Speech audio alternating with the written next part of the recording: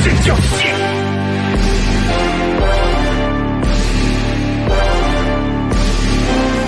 Need a horn and a drum roll.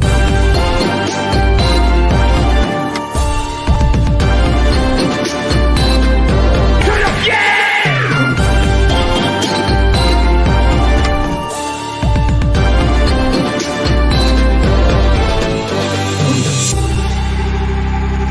I never talk to them boys that sit on them benches. I never talk to them boys that sit on them benches. I was in the game on 4th and inches.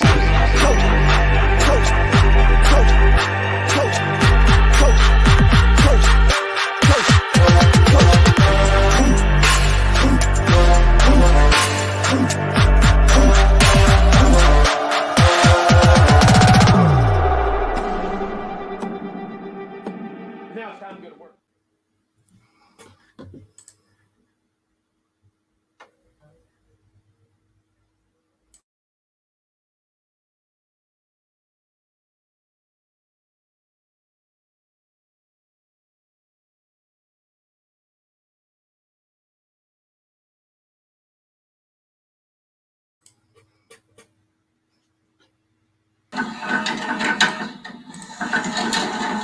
Embrace the penalty. Embrace the work. Listen, apply, and react.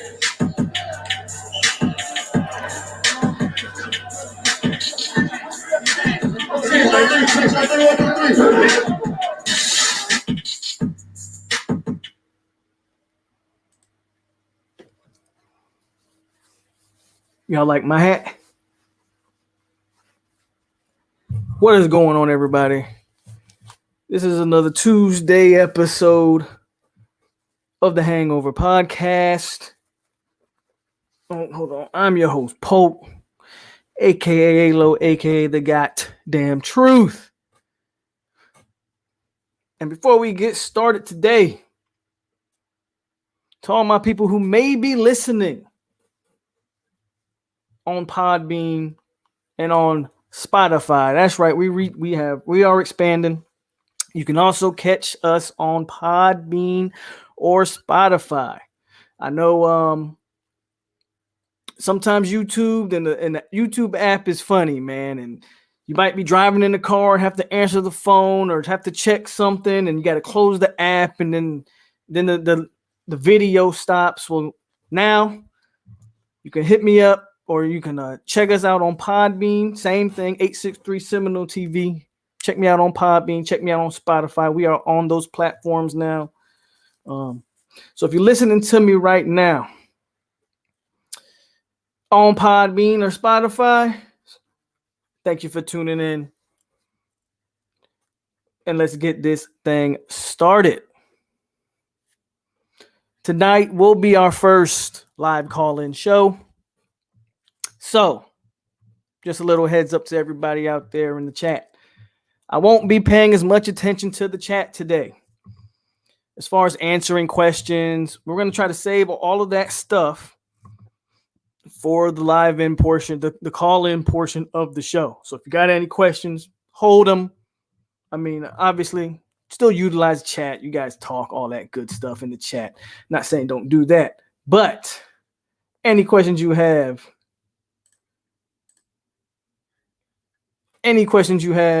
save them for the call-in portion. We're going to hit that up. But we are going to do our typical roll call. Also, be a little patient. This is the first call-in. If it doesn't go as effective as, whatever, trial and error.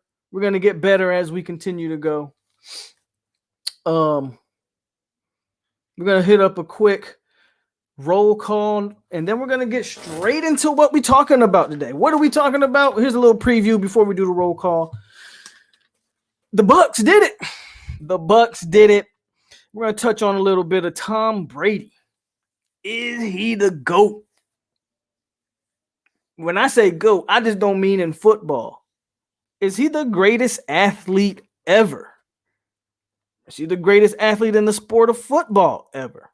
I'm going to give you my thoughts. We're going to touch on that a little bit. FSU's Twitter has been on fire today.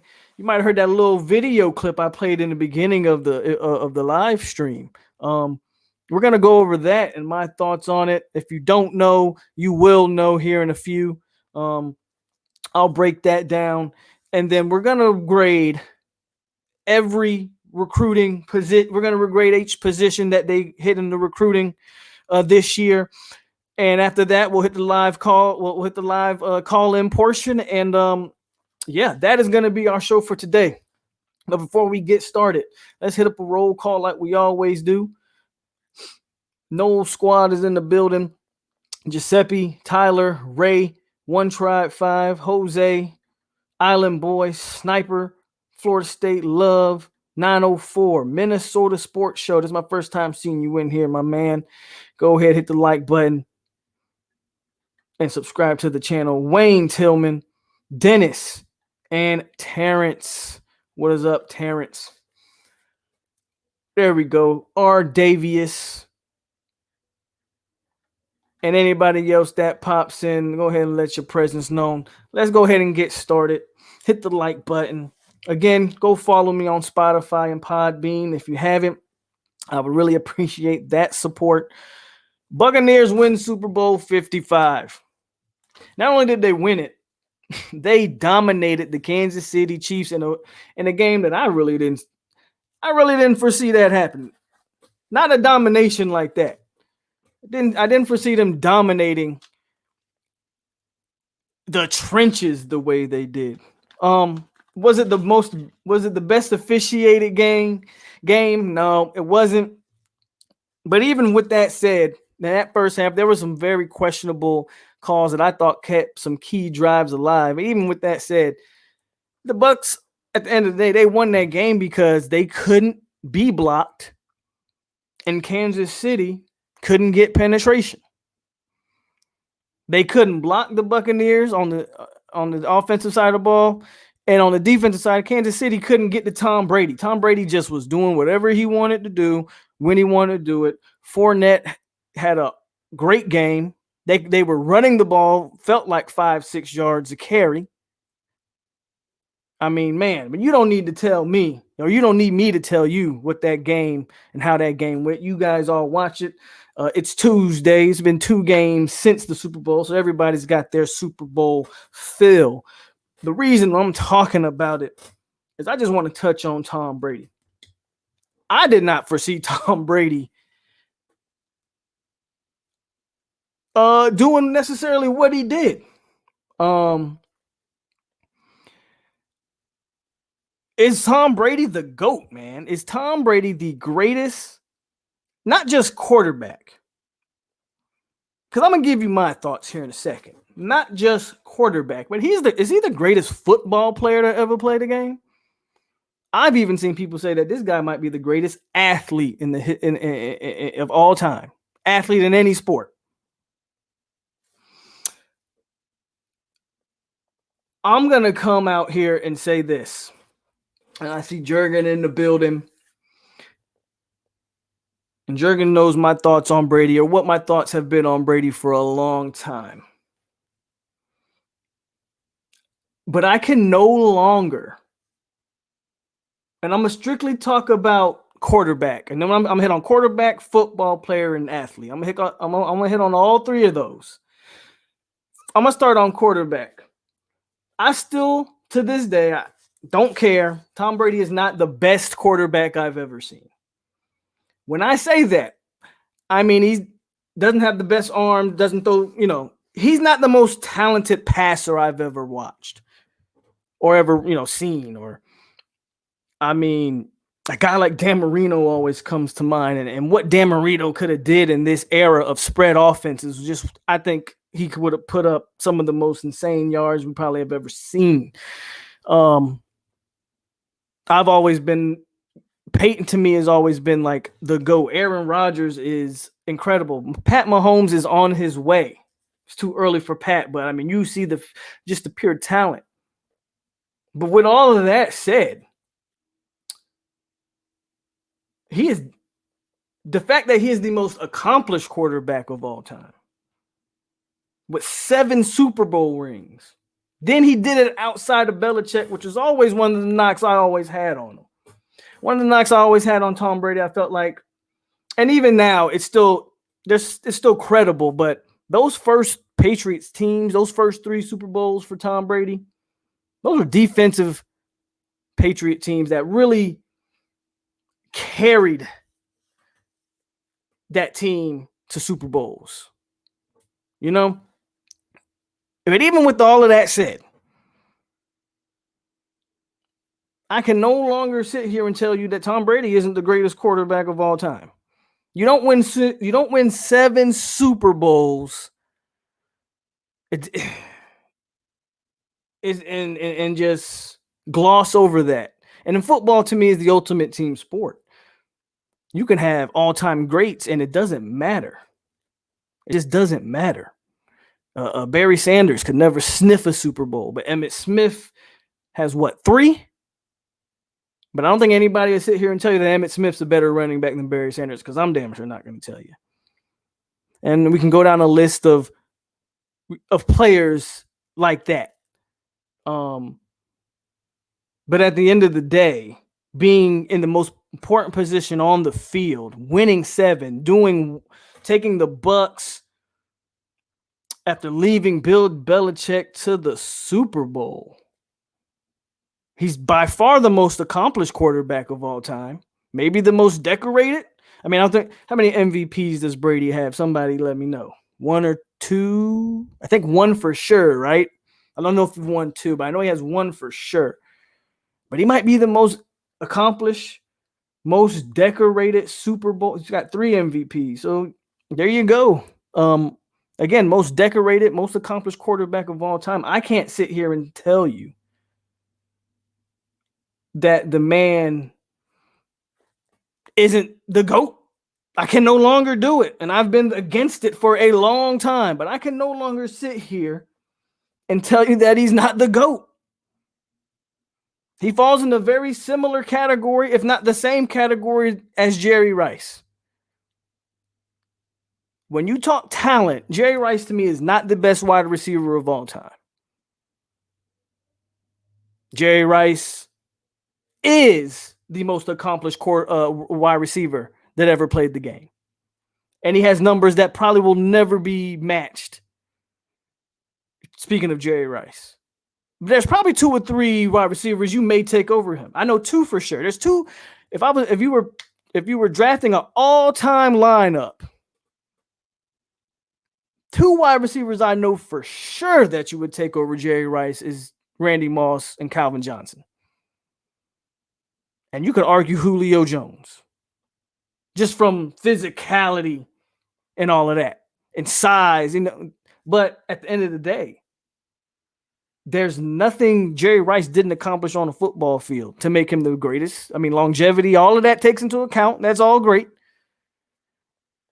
Do I think Randy Moss is better? Absolutely. I think Randy Moss is the best wide receiver to ever do it. That's me personally.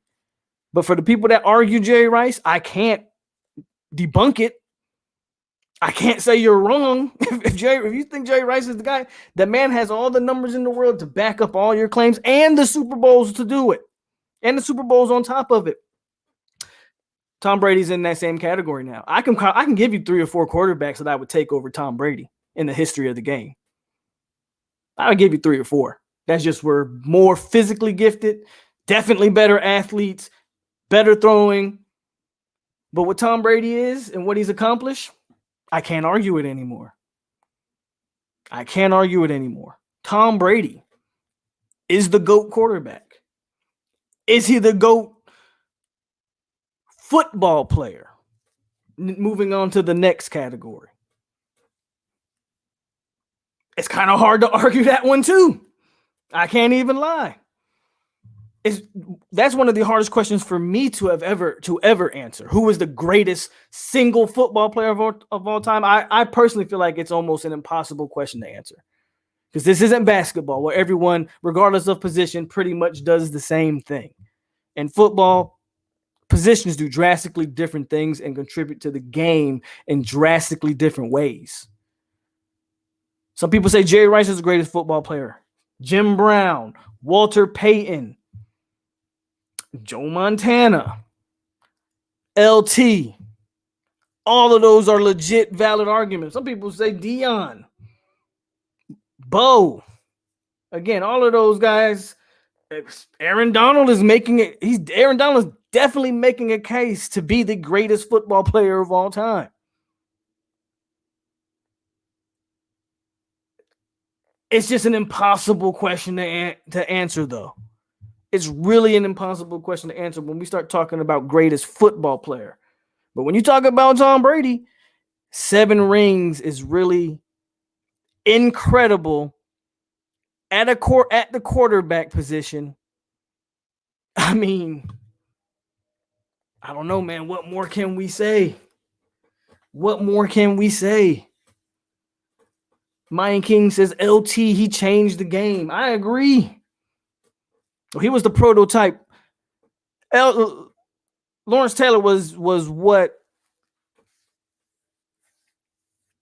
he was the first, edge rusher like that. The first 3-4 outside linebacker. He was the first name them, like those big time edge rushers off the edge. I'm named Von Miller. Like he was the first one of those guys. But hell, Tom Brady changed the game too, and maybe a different way. The tuck rule forever changed the outcome of the landscape of football. If the tuck rule never exists, then does Tom Brady even get his first Super Bowl? You know what I mean? So, in a lot of ways, man, when you start talking about quarterback and football player, I think Tom Brady definitely is quarterback. I don't even know if it's a question anymore.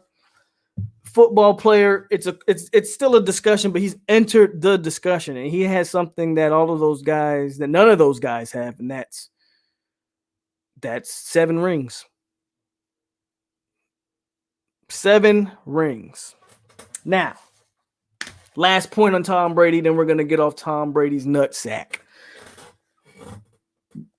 Greatest athlete of all time. I legit saw some of these conversations on Twitter where people were saying Tom Brady is the greatest athlete of all time.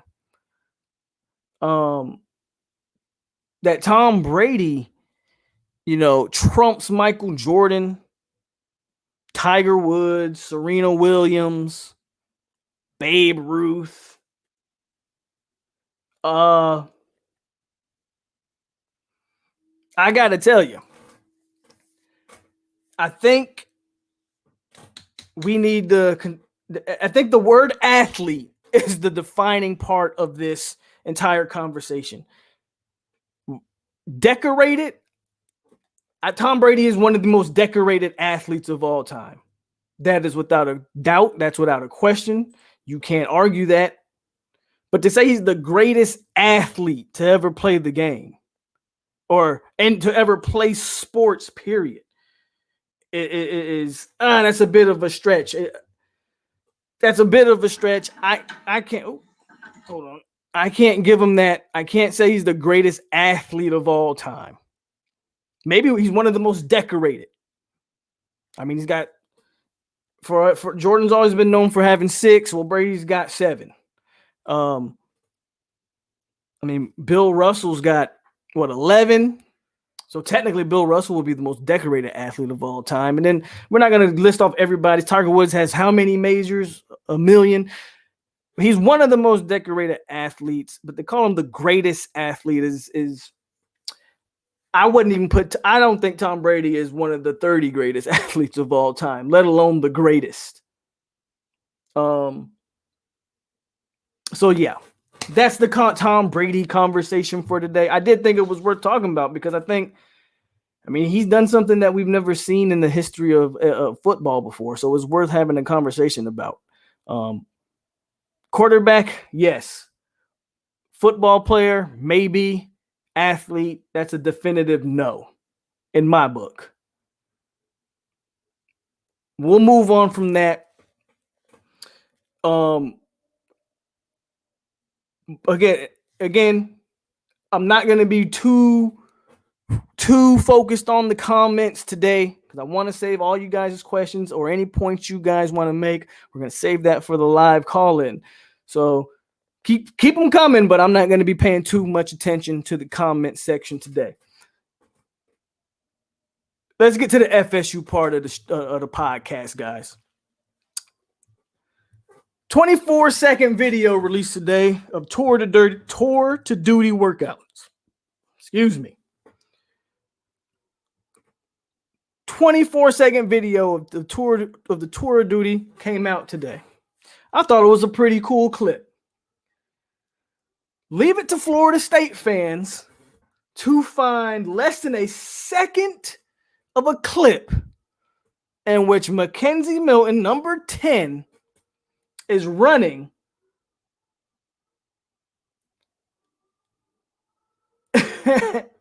he looked tired, no doubt. He looks tired in this little 0.3 of a second clip. He looks tired for sure. He looked like maybe the knee was hurting a little bit. I mean, he didn't look great in 0.03 seconds, but he didn't look like the panic that I've seen from the fan base. If you're on Twitter, you know what I'm talking about. It's been ridiculous today for people to say that this guy is done. They said he was 90%. He's actually 9%. Look, we're not going to sit here. We're not going to do it here. We're not going to do this today. We saw a 0.3 second of a clip of this guy running. We don't even know what part of the practice that was. We don't know if that was 10 minutes in the practice or 2 hours in the practice. Because my knees, for the most part, are fine. I got some wear and tear on my knees as well. But for the most part, my knees are okay. Obviously, I never went through anything that he went through. But you get me two hours into a workout, I'm going to be running the exact same way with the same look on my face.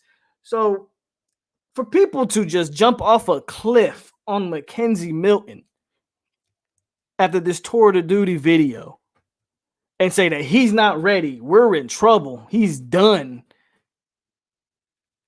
At this point, guys, I don't know if Florida State fans, I don't know what's real and what's fake anymore, guys.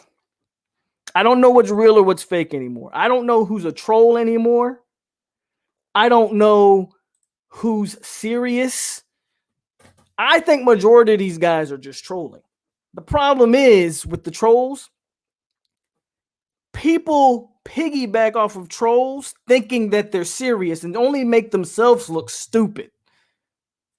People who are legit criticizing this, I hate to say it, you're stupid.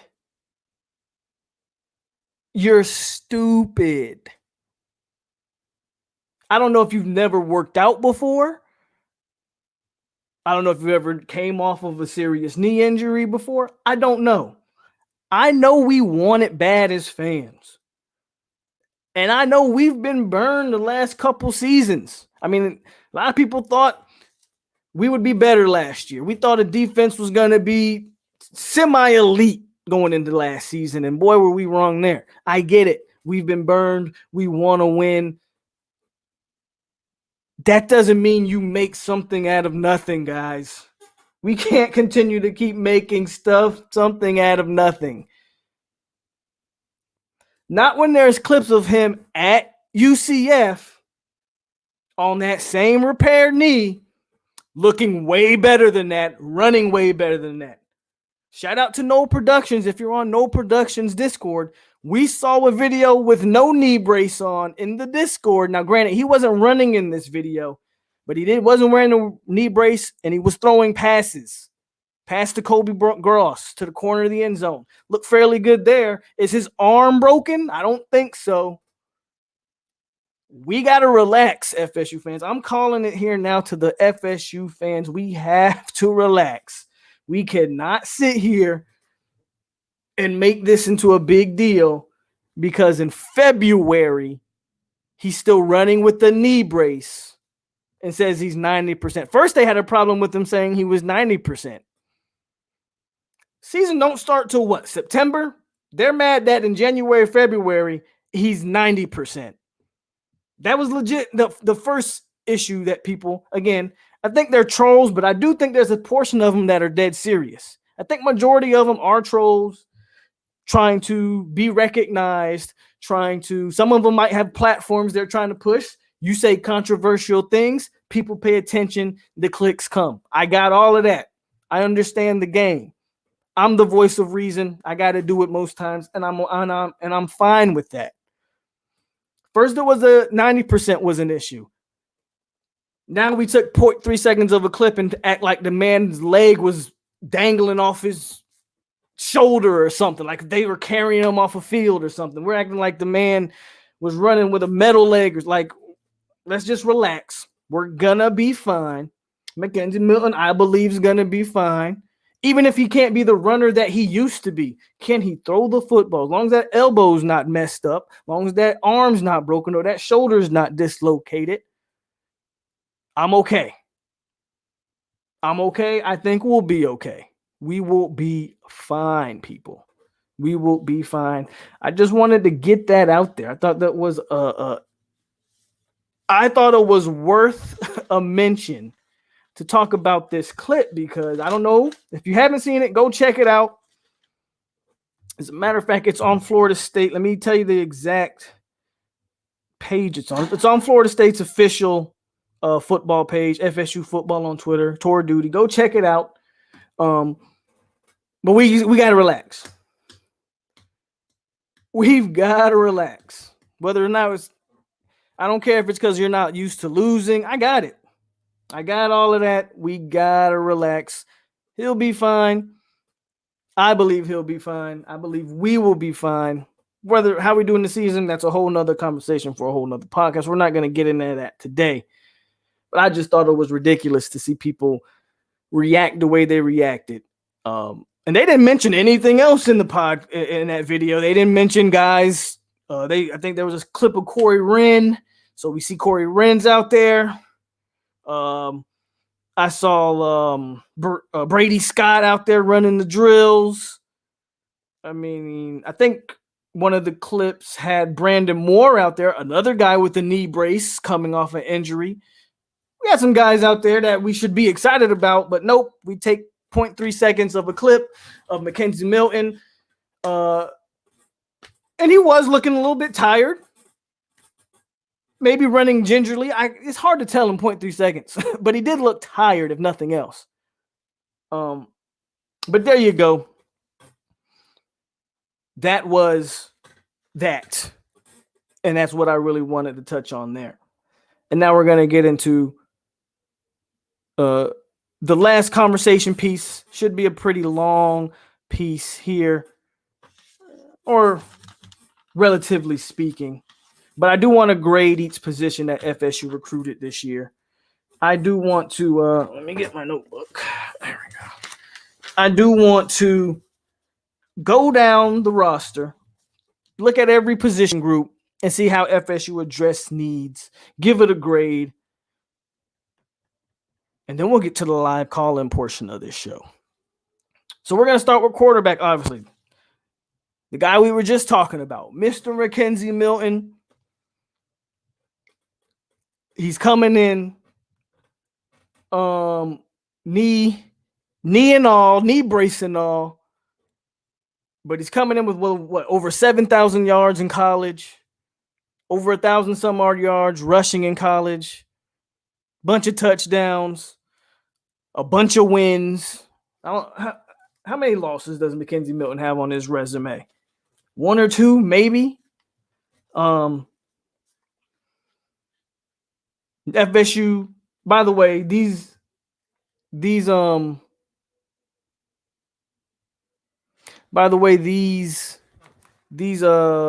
rankings will consist of transfers as well.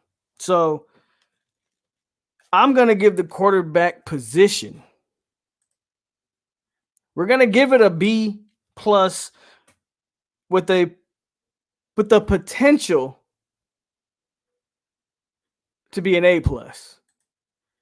We're gonna see how he plays. We're gonna see how the knee looks. What are we exactly getting in McKenzie Milton?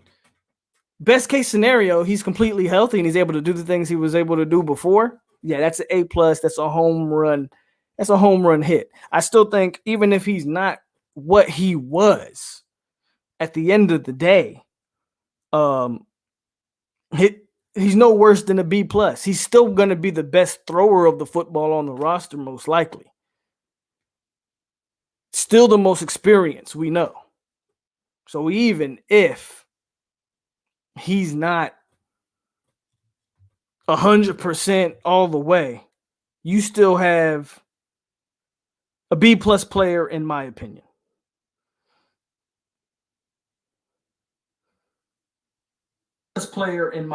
My bad. Just doing a quick, making sure the audio was okay. So, quarterback, we're going B plus. We're going B plus with the potential to be an A plus just because you got a great transfer. I mean, this position had a chance to be a flat out F because we weren't taking one and we needed to take one. You lost Luke Altmaier, but you were able to, I think, bounce back fairly nicely with McKenzie Milton. So we're going B plus there. Running backs, you bring in DJ Williams, transfer. So he'll be a sophomore next year. Transfer, DJ Williams, 5'11", 210 pounds, originally from Florida, but he transfers from Auburn. I'm going to give the running backs, it's good that we added the number because we did lose one to transfer this year. I'm going to give it a solid B. I can't give it too much more than a B.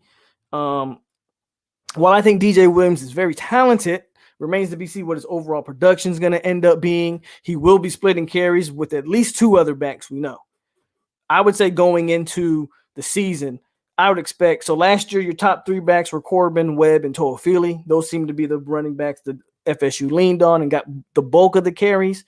I think you just plug Williams into Webb's spot, and I think you're still going to be looking at the same deal there. Corbin, Williams, and Toafili. So I'm gonna give it a B. I think he's a nice addition.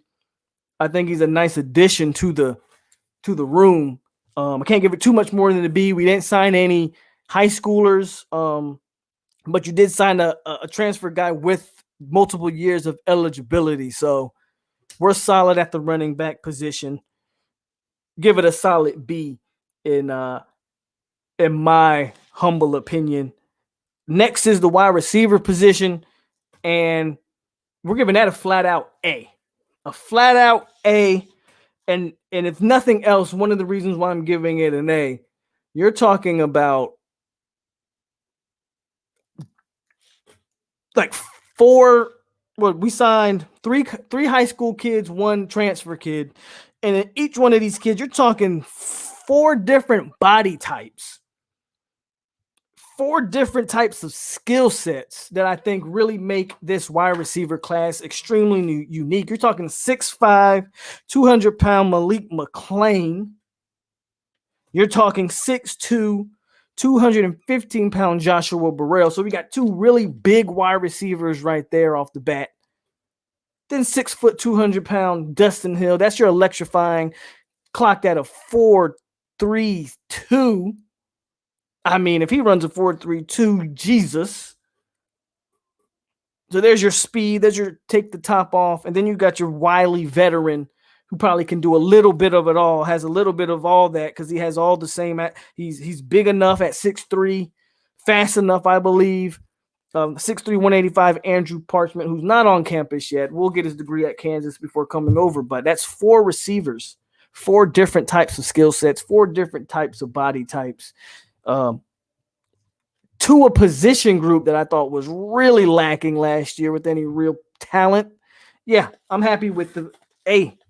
A for wide receivers all the way. I'm very happy with the wide receiver group. You get an A for me. Then the tight ends. I gave the tight ends a solid C. I like the numbers you added. You added two. I think both are solid. One's a JUCO kid, Kobe Gross, 6'3", 235. One's a high schooler, 6'4", 231, Jackson West. I don't know if you added a legit difference maker day one, which would make me bump that up to maybe B, right? Because keeping that same criteria or expectations. That's why DJ gets a B at running back. I think he's going to contribute off the bat. I don't think any one of these tight ends are going to contribute off the bat. Not when you got Cam McDonald, not when you got Jordan Wilson and Wyatt Rector. I think we're good at tight end. They do add to the talent of the room, which is always a positive, adding to the talent. So you get a solid C. Okay, no difference maker, no electrifying, future first round pick in my opinion. But you got a solid two guys with, I think, a good floor. I don't know if their ceiling is that high, but at least you get hard workers, I guess. And, I don't think either one of these kids would be bust. Let's move to the offensive tackle. And this offensive tackle room is going to depend on if we add this grade has a chance to go up if they can land a legit offensive tackle in the portal, which we do have a spot left for. And I do expect him to address at one point or another. I gave it a C plus. We're talking Rod Orr, 6'7", 296. Rod Orr in and of itself, I like him. a lot. I think he's got a huge upside, huge potential. I also think he has a pretty big bust potential too. I'm not going to lie. But I like his potential. I like his measurements. I like his length. I think he has all the qualities to be a great player. If he gets the right coaching and development, I'm not too worried. We've seen guys with similar builds be bust over, especially Juwan Williams. I mean, dude was built the same way, ended up being terrible. Bello was another guy like him, ended up being terrible. So I'm giving it a C plus. The reason it's not any higher than C plus, even though I like Rod Orr a lot, you didn't add anything else behind him. You didn't give yourself really any leeway with this offensive tackle room. It's kind of Rod Orr or bust at this point. Imagine if you don't add a transfer. Now, we saw Atkins get Robert Scott, a 3-star tackle on the field, freshman All-American. I got it. What's the chances he does that a second year in a row? I don't know. I don't want to start banking my money on turning these freshmen into instant contributors. And again, Rod Orr, while he's a good 4-star blue chip prospect, he wasn't a Marius Mims, right? That's a day one guy that would get you an A plus. He wasn't him. He's a C plus. They should have added another high schooler, in my opinion. You would have took 2. We could have had a good B or B plus type of class. You didn't take 2. I don't know if Rod Orr is an instant contributor, so I got to give it a C plus. I really can't give it any higher than that. And then the rest of the offensive line, I gave a C minus because you only added one other one, and that's Bryson Estes. Again, another kid who I like his measurables, especially if you're talking about guard or center, 6'3", 291. I like his tape. I think he plays with a nastiness, with an aggressive side. With all that said, you only added 1. And Bryson Estes, while I like what I see from him, wasn't rated very high. Another kid who I don't expect to play year 1. Hard for me to give it better than a C minus. You didn't. Maybe if we would have stuck on the chemo, maybe you get a good C to C plus here. I'm not saying I lost any sleep over chemo because I damn sure didn't. But Bryson Estes, 6'3", 291. I gave it a solid C minus. Overall, I think recruiting wise, I think FSU did about a B on the offensive side of the ball. I mean, Mackenzie Milton's a big deal. That wide receiving room was great, in my opinion. Everything else is about average. DJ's above average, but then everything else is average. So I'll give it an overall grade of a B on the offensive side of the ball when we talk about ranking these positions. And now we'll move to the defensive side. We'll finish with the defensive side. Then we'll get to some of you guys' call and see what some of you guys' thoughts are. And if the calls aren't coming in, I will go back to the comment section and then we will do like we normally do over here. Defensive end. I gave DN an A+. I can't give it anything less than an A+. You added Patrick Payton, 6'5", 205. George Wilson, 6'5", 214. Byron Turner Jr., 6'4", 237. Chambry Jackson, 6'4", 255. Joshua Farmer, 6'3", 250. Keir Thomas, 6'2", 276. Jermaine Johnson, 6'5", 250. Jesus. If we thought they liked their DBs, what is that? They added 7 defensive ends. Now, 3 of those defensive ends I just named, they're going to be moving inside or at least rotating positions. Keir Thomas, who they have at the starter at that Fox, which would be a defensive end position, I think he'll do most of his damage inside that D tackle, but that's a rotation guy. Since they have him listed at defensive end, for me, he's a defensive end. Chambry Jackson, Joshua Farmer, they are projected to eventually move inside to defensive tackle. But for now, their defensive ends, I don't think they're going to play any. I don't think either guy plays any real defensive tackle year one. I think they're about a year. They're about 2 years from playing full-time defensive tackle. So with that said, I got to list them at DNs. But again, A+, man. You got your 6'5" and great athletes in Peyton and George Wilson. I mean, George Wilson, if you haven't watched that kid go play basketball, go check him out. Great athlete. Patrick Payton, amazing first step. Byron Turner Jr. is a guy who I think a lot of people are sleeping on the edge. I think he's going to contribute year one. And then we talked about these other guys. And then you added legit 5-star caliber out of Georgia, Jermaine Johnson, who will come in and be your best defensive end game one. I don't think how you can give anything but an A+ to the defensive end room. I would love to know everybody else's thoughts, but I got the defensive end at an A+. The problem is defensive tackles get a straight D for me because you didn't sign one true defensive tackle, and I got to pick from my defensive ends to fill my defensive tackle room. My defensive ends, and the only reason I'm giving it a D, because I really thought about giving the defensive tackles an F, but the only reason I'm going to give it a D is because Keir Thomas, Chambry Jackson, Joshua Farmer, I believe are talented. I just don't think, especially those 2 freshmen, I don't really see them playing much D tackle. Keir Thomas, they're going to use him, I guess, in a multitude of ways. But from everything I've heard, he's going to be used more as a defensive end. But I do expect him to move him inside on some plays. You didn't add, just off of that, I gave it a D. But you almost didn't get that. You almost didn't get that. But I gave it a D because I do think some of the guys who may rotate at that position are talented. But you didn't sign any true defensive tackles, man. You didn't sign any true defensive tackles. I can't give you anything higher than a D when you don't even sign. You don't even sign any real defensive tackles. I can't give you anything higher than a D. Linebackers. Jordan Eubanks, 6'2", 200. Shaheem Brown, 6'1", 185. I gave the linebackers actually a worse grade than I gave the defensive tackles. I gave it a D-, and that's even with signing 2 high schoolers. Look, I like Shaheem Brown. I don't know if Shaheem Brown's going to play year one, and I don't know how long it's going to take for Shaheem Brown to really see the field at linebacker. There's talks that he's a linebacker safety hybrid.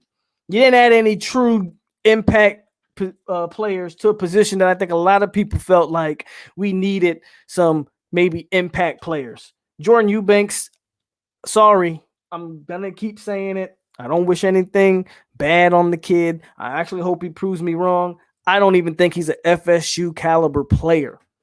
The dude was ranked 900 and something in the entire country. I don't even think Jordan Eubanks is an FSU caliber player, but for whatever reason, he was a take, and he was your highest rated linebacker because Shaheem Brown's actually rated lower, if I'm not mistaken, than Jordan Eubanks. They really, in my opinion, dropped the ball here on this linebacker position. Now, There's a bit of a caveat. There's some talks that maybe Patrick Payton plays some stand-up linebacker. It's possible that would bring the grade up, but honestly, I got to give it a D-. I'm just not big on either one of these two guys that they brought in here in Jordan Eubanks and Shaheem Brown. Well, Shaheem Brown, I think, has the higher upside. I actually do like him. There's some things about him that I do like, some athletic and some tenacity things that are from him that I like. But do I think he's going to play year one and contribute? No. Again, that's another dude that if he puts it all together, gets in the weight room and his body comes together, maybe we see Shaheem Brown in another year or two. Don't expect to see him much at all year one. And now we'll finish off with these defensive backs. You land at Kevin Knowles, 5'10", 168. Hunter Washington, 5'11", 178. Omarion Cooper, 6 foot, 170. Brandon Moore, 6 foot, 165. Jamie Robinson, 5'11", 200. And Jarquise McClinian, I always messed that last one up, but McClinian, 6 foot, 188. I gave the DBs a B+. Numbers wise, they really focused on that defensive back position and that defensive end position. You added 6 DBs. I think you added 3 guys who are going to see instant playing time, strictly talking about the transfers. And with that, you allowed to give these 3 freshmen even chance to room and grow and not be counted on year one unless they prove that they can play year one. I like what they did. The only reason it didn't get a higher, like maybe an A, or didn't get a high grade like an A+, I don't think there's any. Well, I think there's potentially 3 starters. There's 2 starters for sure, in my opinion. Brandon Moore's healthy. I think he locks down one corner spot, and Jamie Robinson at that nickel spot seems to be the idea. So those are the 2 guys that I know for sure I think are going to start.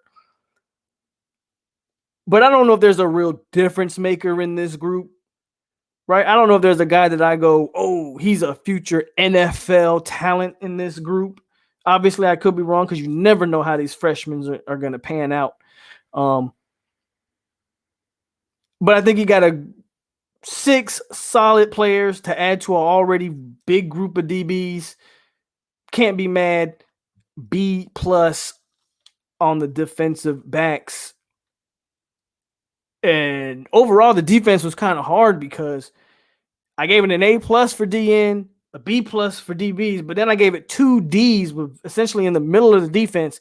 We didn't get any decent linebackers, in my opinion, and we didn't even draft. We didn't even sign one legit defensive tackle. So overall, man, I think I got to give the defense a C+. Those Ds bring that average down. Those Ds bring that average down hard. If you could have landed, imagine if we could have kept on to Brandon Jennings and landed Malone, defense would have been an A+, easily. But we didn't do any of those things, so I got to grade it for what it's worth. I'm going to give it a C to C+. Again, you really nailed your defensive end. You nailed the defensive backs, and you whiffed on defensive tackle and linebacker. There's no ifs, ands, or buts about it. We got to do better there. So I gave it a B on offense, C+ on defense. Overall, I think you're looking at like a B recruiting class. The rankings match the class, in my opinion. B level, top 25. I think we finished 22. Decent class. You got to get better, no doubt. But I said it before, the class could have been a lot worse. And they were able to salvage it and really make it better down the stretch. All right. And that's really all the talking points I got today. There wasn't a lot of FSU news. So now we're going to get to the part of that show where we're going to let you guys call in, pick a topic, or just ask your questions. Again, the first time doing it, so bear with me. If it doesn't, might not go as smooth as it could go, but we're going to give it a try, man. This is one of the most requested things that we had on the show. So there's the number on the screen, man. If you want to call in, give your give your thoughts. By all means, do so. And if we don't get any or too many calls, we'll just go back to the chat like I always do.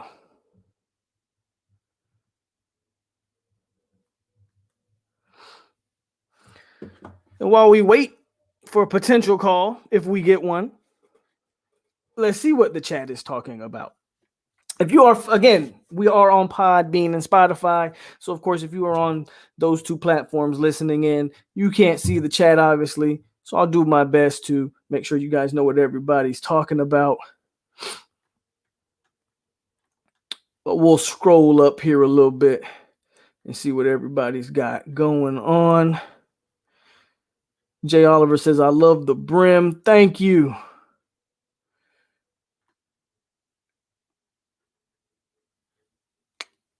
How the hell isn't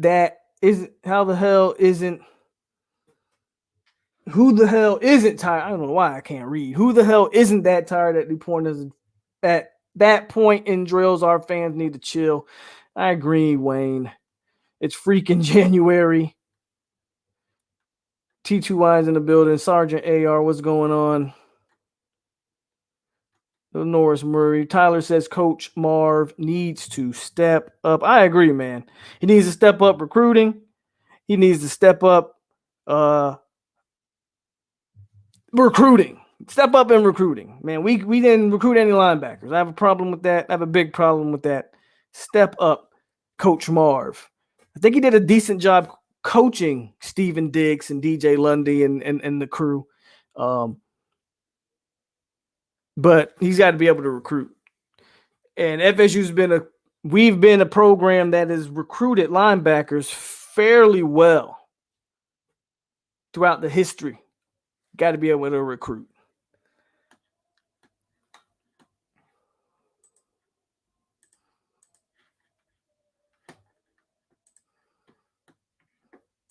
What else we got? No calls.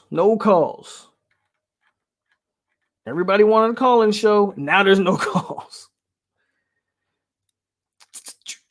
I'm gonna scroll even further up the check. I know a lot of you guys stopped talking in the chat because I was saying don't worry about the chat, but we got 32 people.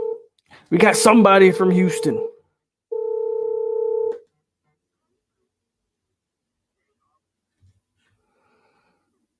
All right, we got Jay Oliver on here. Hold on, Jay. I'm gonna bring you on. To accept, press 1. To send a voicemail, press 2. Jay Oliver. What's up, bro, man? It's your boy, man. What's going on? Man, just to show some love. And I had my question was really, of all the young guys that we brought in off recruiting on defense, which one do you see that may stand out or may be a day one impact? I was looking at the class. I really feel like none of our defensive players going to really do something the first year. I would be surprised if any of them do. But if you had to choose, which one would stand out and say would make a clear impact? All right. It's got to be one of those defensive ends for me, man. If I'm picking one, it's going to be either Patrick. I think Patrick Payton's probably going to be the guy. I see. He just has the measurables. Reminds me of Brian Burns. I think he can be the guy. And a sleeper one, I think, would be Byron Turner. I like him a lot too. The DBs, I think, are going to have a hard time seeing the field. I think the DBs are going to, those freshman ones are going to have a hard time seeing the field. I agree, definitely. But I feel like also, too, it's like, as far as the defense-wise, it's like, it seems like we recruited, like, real heavy on the back end. But, my philosophy is that we should have recruited heavy on the linebackers, and we should have got some more, like you said, deep tackle, because, if you can get pressure, your coverage can hold. If we can get those guys to, get a good pass rush, your pass rush don't help. If you can get a pass rush, it'll help you on the back end. So, I definitely feel like we should have did better. And it all depends on what Adam Fuller can do with I feel like give him 4 games this year before he don't have to get his act together, get him up out of there. 4 games? I mean, you being nice. I got 1. I'm not even gonna lie to you. I think everything we're gonna need to see is gonna be in that Notre Dame game. That's just my opinion. And maybe I'm being unfair because I know it's gonna be the first. I know it's gonna be the first game and all this stuff. So I might be being unfair with that, but I really feel like that with the way that Notre Dame team is gonna be breaking in a lot of new pieces, we should have a solid game plan and should be able to play a good game with those guys. That's what's up, though. Well, I ain't gonna hold up the lineup too much, man. I want to say appreciate the love, and I'm gonna continue to support the channel, man. I'm gonna get somebody else on call. You be easy, bro. Thank you for tuning in, man. Thank you for calling in. All right, that was Jay Oliver, man. Good question, good call. You can keep the calls coming. We keep the lines open for right now. And if you don't want to call in and you scared to talk to me, by all means, man, put your comments, put your questions in the chat like we always do anyway. Montre says, it's cool Milton working with the receivers this offseason. I seen his interview. He better be working with them. What I wish is that Parchment was on campus. That's a guy I think he needs to build a rapport with, because he's the senior wide receiver and a senior quarterback need to be on the same page. So I wish Parchment was on campus. Until he gets on campus, hopefully he's building a good chemistry with some of these other guys. Giuseppe says the Knicks for life. D-Rose. Is D-Rose playing tonight? I didn't hear D-Rose was going to play tonight. Yeah, the Knicks did trade for Derrick Rose again. Or did we trade from the first time or just flat out signed him? I don't know, but this is going to be a second stint in New York. And I'm actually cool with that. They didn't give up anything for Derrick Rose. They gave up a bag of chips and a soda for Derrick Rose. So he's going to do nothing but come in and at least contribute. So shout out to Derrick Rose and the Knicks. They are playing tonight. I don't think the game started yet, though. Hit that like button if you haven't. By all means, guys, call in. Kainze says, we giving credit to somebody whose career started with the flag tuck rule. That's what we doing. So Kainze back on the Tom Brady stuff. I mean, I get you. Kainze. His career did start with the tuck rule and all of that. You're absolutely right. But you can no longer, 7 championships later, can you keep denying it? I guess that's my deal, man. 7 championships later, can you continue to deny what we've seen? I don't think you can. 863-617-9148. That's the number. If you want to call in, have your voice heard, ask your questions. By all means, let the folks know who you are and what you want to talk about. But again, Kainze, 7 rings later, I don't think we can question it anymore, man. I can see if his 1 ring was a flash in the pan, 2, 3, maybe, but 7. The dude got 7, and he's got 4 since New England had those elite defenses. I can no longer deny who and what Tom Brady is and has become. That's just me, though. Also, if you're listening on Podbeam or Spotify, if you want to support the channel, completely option, your choice. But you can also support the channel on Cash App at @AloMoney or at www.paypal.me/863SeminoleTV. For those that are not watching on YouTube and can only hear my glorious voice, number is 863-617-9148. Green Bay says, we're still crying over the tuck rule 20 years later. Give that up, G. Do you think Nate can help with the DBs? Should be able to. Of course he can. Now, how much help is a GA going to do? GA is going to be out there. He's going to be coaching the guys. I'm not too worried about the talent, man, that we got on these with the defensive backs. I'm not even too worried about the coaching. I think Woodson's a decent enough coach. The problem is who's moving the pieces, and are we going to put them in the right positions to make the right type of plays? Are we going to utilize them correctly? That comes from the defensive coordinator. Wayne says the DB room is so full, we shouldn't have to play any of the freshmen. Let them sit and learn for a year. That is my belief as well. Unless one of those freshmen, they stand out and they're better. If they're better than the guy in front of them, you put them in the game. But with that said, like you said, Wayne, we don't need to rush one DB on the field. You've got Akeem Dent, Jerry and Jones, Brownlee, Ronaldo Green, Miko Dotson, the 3 transfers coming. We are deep at defensive back, corner, and safety. No need to rush anybody. Kane Zay says, yes, tuck rule. Seahawks run the ball and Falcons hold the lead. He got 4 rings and I lost money on the Falcons. Yeah, but you can't. The tuck rule, I'll give you tuck rule, bro, because I think, that was a gift. That was gift wrapped. You can't blame Tom Brady because Pete Carroll was dumb and then put the ball in Marshawn Lynch's hands, right? We can't blame Tom Brady for that. You can't blame Tom. Tom Brady did what he was supposed to do. Can't blame Tom Brady because the Seahawks, Pete Carroll had one of the biggest blunders in the history of the game, which if you look at it, Pete Carroll had a history.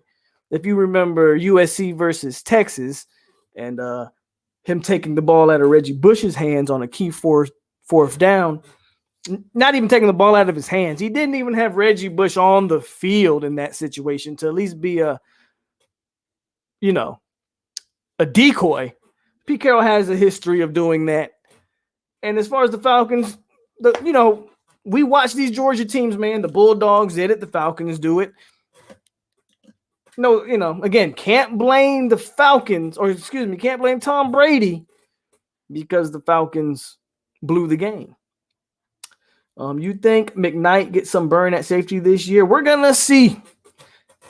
I was surprised that I didn't see him on the too deep depth chart for spring Ray 50. So we're gonna see. He's got again. Defensive back is loaded. There's so much competition. I think there's going to be a name or two forgotten. There's going to be somebody that's not going to play. Somebody who was recruited pretty heavily. Somebody who the fans know. Whether that's McKnight, whether that's Dent, whether that's whoever. Somebody's not going to play. There's just not enough spots. And they brought in a ton of defensive backs. If I hit the lottery, I'd be rich. Can't play the if game because what if Lynch fumbles? If you want to play the if game, if you count Demore Tate as a freshman, then no, he's too talented. He will be technically a freshman. I'm not counting him in this class though. We're strictly judging who they brought in this class. So Demore Tate does not count. Do I think he's going to be a freshman contributor? Yeah, I expect Demore Tate to fight for one of those couple spots in that backfield, in that defensive backfield. But I don't count him as one of the freshmen in this class. So there you have it there. Again, the number is 8636179148. You are on 863 Seminole TV, and we are on the Hangover. Hit that like button if you haven't hit it already. One Tribe says, the other day it was mentioned the last 5-star recruit we had was in 2018, I believe, by War Chant, but they was wrong. We had a 5-star every year except this year, off topic. And here we got our second call of the day, so give me a minute, One Tribe. I'll get back to that one. To accept, press 1. To send a voicemail, press. Hello, you are on 863 Seminole TV. Who is this? What's up, Polk? This is William Washington. I got one quick question for you. What's going on, William? Go ahead and shoot it.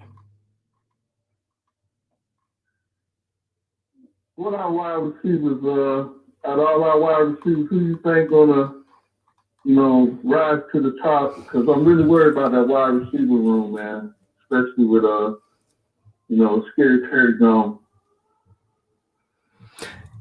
I feel you with the wide receivers, man. I haven't been high on them, but I thought we brought in some good ones. I'm hoping Parchment, the grad transfer senior, comes in and is able to contribute and be who we need him to be. But if I had to pick one guy, I think Destin Hill's the most talented guy, man. I think he's the most talented guy we got. Nobody else on this roster is running 4-3-2. So that alone tells me get him on the field and let's just make magic happen. Just get him on the field and we'll figure it out. That's how I feel.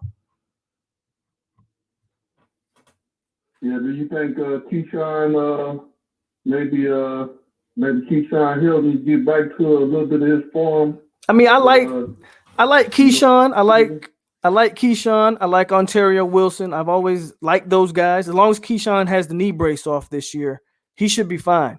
But those guys are going to be effective in the slot, in my opinion. If they're in the slot, they can do wonders. They can be mismatches, and they can do some good things.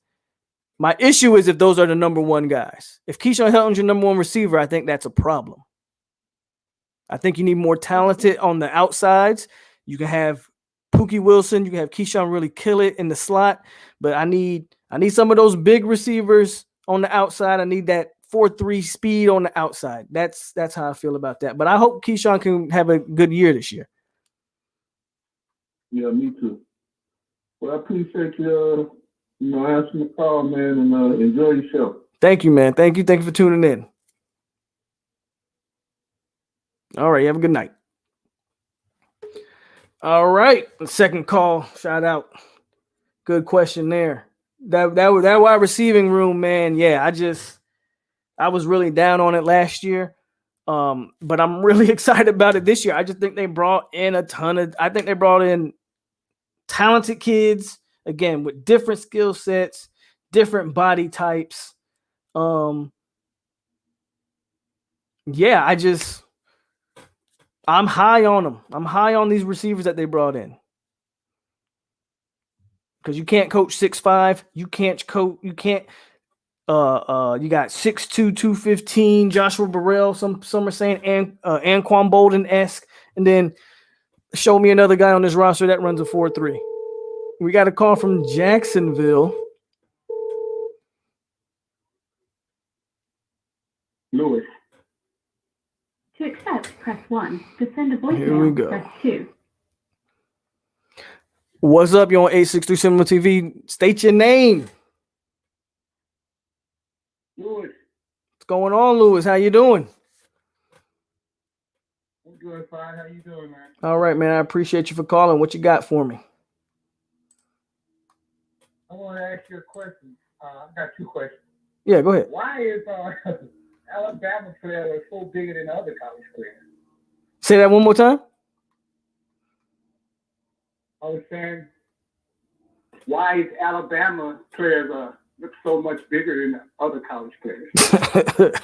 Something in the water down there, I guess. You tell me. I mean, look, I don't think any of us are dumb. I'm not saying they're doing whatever it is they're doing, but they got a different money, different resources. I'm sure different supplements, different weight room. I mean, they're just different down there. We're not going to pretend like not, but Florida State kind of used to be like that too. So,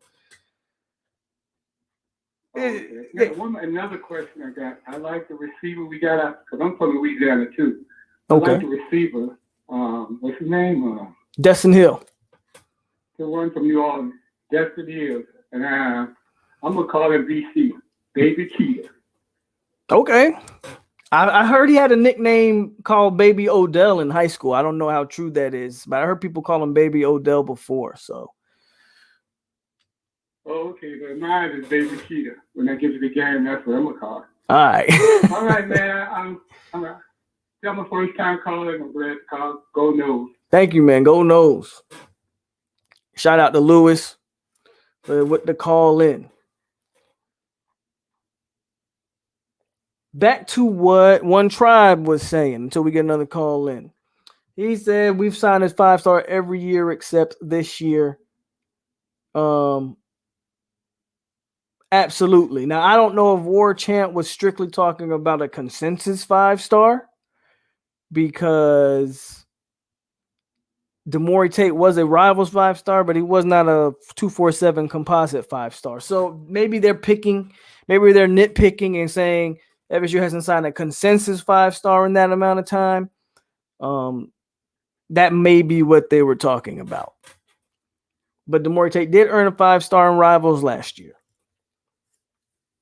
So technically, we have signed a 5-star every year, but this year, absolutely.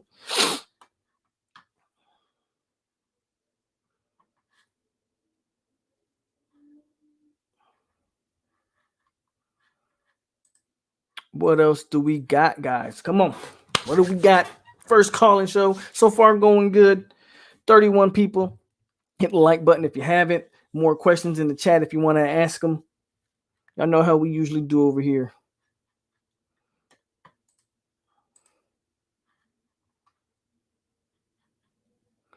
Kane Zay says Spygate, Deflategate. It's too many coincidences around this dude. Come on, Green Bay. You drinking Brady Kool-Aid. Spygate is legit. I've always thought Spygate, that has a lot to do with the coach, but I get you. Deflategate I always felt like was kind of stupid. So I'm not even gonna lie about Deflategate. I felt like Deflategate, but like you said, there are too many coincidences. So you're not wrong here. Like everything that revolved around the Patriots, there were so many different coincidences that you gotta question some of that. But I mean, that seemed to be a Patriot thing. Again, the man went to the Bucs and won the Super Bowl. I mean, what more do you need to do? Took the Bucs to the Super Bowl, man. I don't. Not only took them, but he won it. First team in the history of the sport to host and win the Super Bowl. I don't know, man. I don't know. Maya King says Dustin Hill's cousin just received an offer at defensive tackle. One Tribe says, I really think what FSU needs this offseason is a real good speed trainer. I was watching our guys in the Senior Bowl. They all look half a step slower. Ham can't really blame him. Right. Mayan King, ain't he related? He ain't related to Dustin. Mayan King says, okay. One Tribe says he was out most of the year. Yeah, I agree with you on Hamza, right? You can't really blame him for being half speed. But we didn't have any skill position players in the Senior Bowl, if I'm not mistaken. We had who we had in the Senior Bowl? Janoris Robinson, Marv, and Hamza. That's probably it. It's probably it, if I'm not mistaken, right? Seen a stat that said top 5 schools to sign the most 5-stars were Alabama, USC, FSU, and Ohio State. Absolutely. That's absolutely true. And it just shows that even with 4 consecutive down years, the logo speaks for itself, folks. That right there. Well, you can't see it because I'm all messed up here. The logo speaks for itself, man. First time in 14 years they had a winning record, let alone won anything. Absolutely, Giuseppe. How the hell J-Rob made the Senior Bowl? I think all the seniors got invited. I mean, J-Rob got invited. He took it. What defense do you want Adam Fuller to run this season to help defenses play to the strength? Well, with the amount of DBs they took, 4-2-5. That's what he's been talking about all off season. That's been the thing is 4-2-5, the 4-2-5, the 4-2-5. So they plan on playing 5 DBs every snap. Okay, cool. I'm with it. They signed 1 million defensive backs. Okay, cool. I'm with it. Okay, got to find the pass rushers to help alleviate that defensive back field. But yeah, I'm with it. I'm with the 4-2-5. I don't think we got the personnel to really play anything else. I don't know if we have the linebackers to play a traditional 4-3. So we'll go 4-2-5, man. I think we probably could squeeze out a 4-3 if we wanted. Move Gaynor to maybe that will linebacker spot. Put Dix in the middle and Rice at the other one. I mean, I guess they could do that if they wanted, but that's about all we could play. Rose, what's going on? Again, the number is 863-617-9148. Call in, ask your questions, whatever. Alabama's guys are so much bigger than everyone else's because they have a great top-notch strength and conditioning program along with copious amounts of roids. What year was that? The deer antler spray was a few years ago, man, when Alabama did get caught giving guys the deer antler spray. That wasn't too long ago. That might have been 2013, 2014, somewhere around. So that Alabama's been rumored and have kind of been caught doing some stuff before, but it seems like whenever Alabama gets caught, it seems like they just throw whatever, they just throw it under the rug whenever Bama pops up on something. Did Fuller run the 4.25 at Memphis? I think he ran. I don't recall or know what he ran at Memphis. I think it was the 4.25. Not 100% sure. I think the Knicks beat the Heat. No, I think the Heat beat the Knicks. They did beat us the other day. They did. Good game too.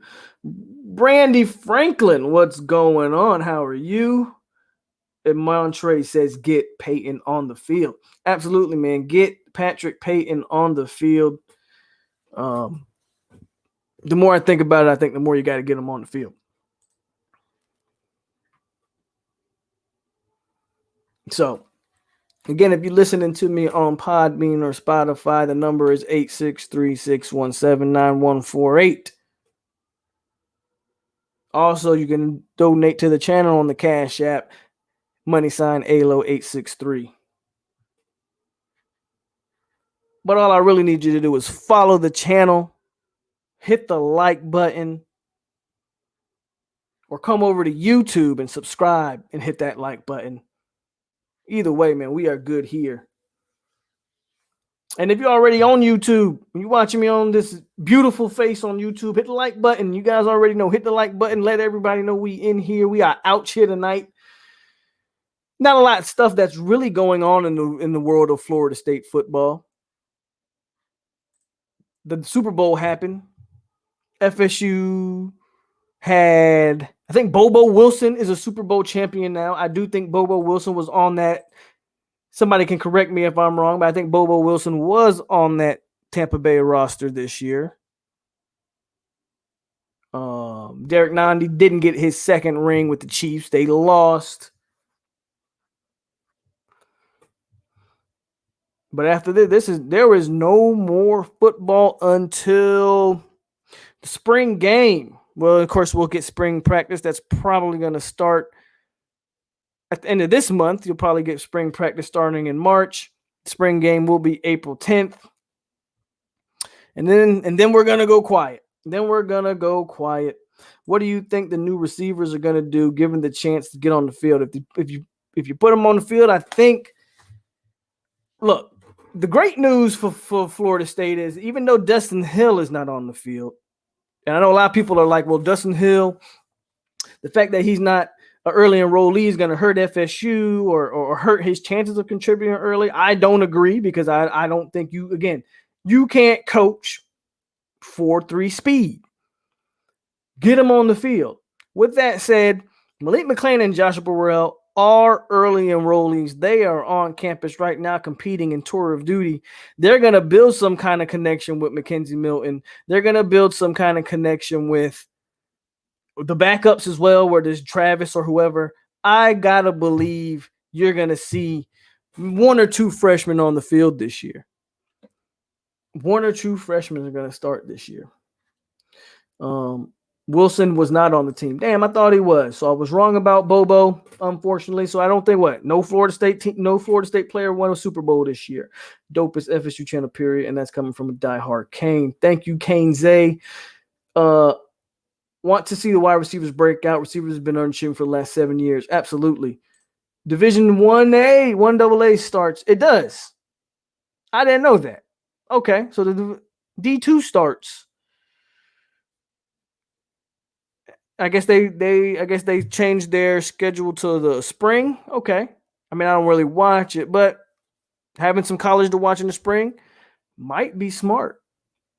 Might be smart for Division 1AA to continue the spring going forward, because all eyes are probably going to be on them. So that's interesting.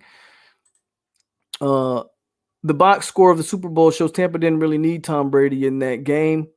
Well, no, I said this, man. They dominated. They dominated in the trenches. They dominated defensively. Leonard Fournette was effective running the football every chance he got. It's not about whether they needed Tom or not. I mean, the man still won 7, and he still had 3 touchdowns in the first half. Like, you can't really take that away from Tom. I'm mad at how Jameis got played in the end. Look, you can't throw 30 interceptions, speaking of Jameis Winston, and expect to keep your job. I got all of that. But they didn't address any of those issues that were plaguing the Bucs for the last 4 or 5 years. They didn't address them until Jameis left. Then Jameis leaves, they get a franchise left tackle. They start drafting good in the secondary.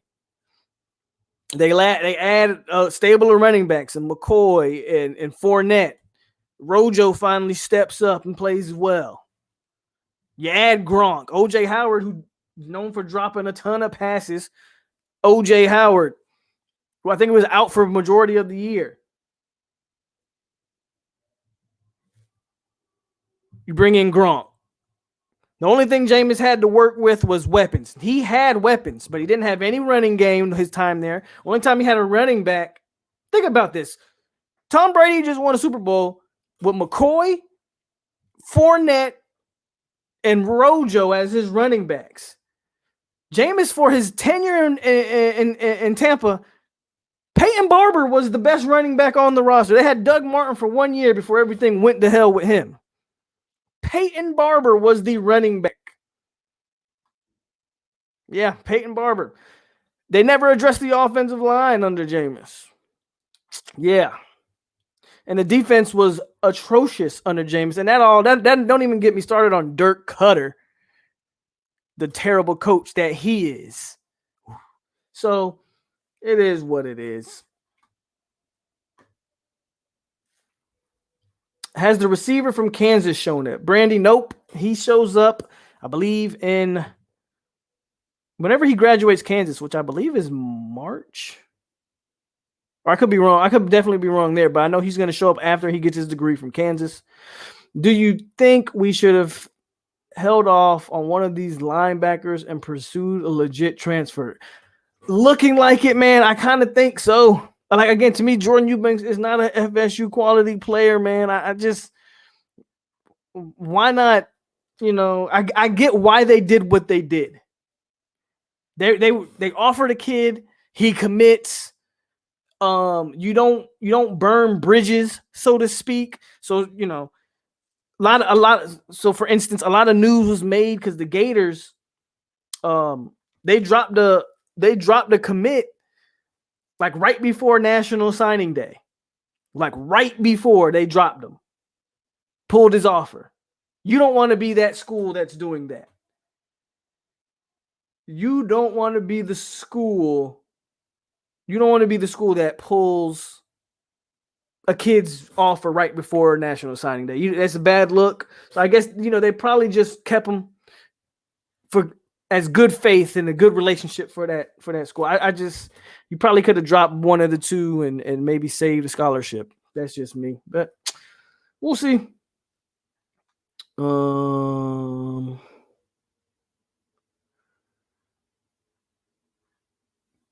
Favorite HBCU football team? I like gambling.